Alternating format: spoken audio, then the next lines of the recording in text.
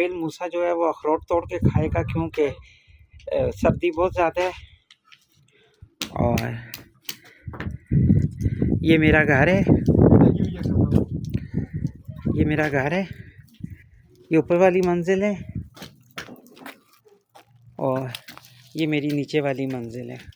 वो कोने तक, कोने से आके फिर बरामदा है, बरामदे में फिर आगे किचन है। ये देखो, और ये देखो ऊपर से बर्फ़ पड़ी हुई है और ये पानी गिर रहा है नीचे, क्योंकि बर्फ़ पिघल रही है।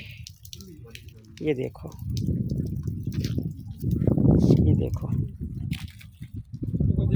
ये देखो, ये सारी देखो, ये सारी बर्फ़ है।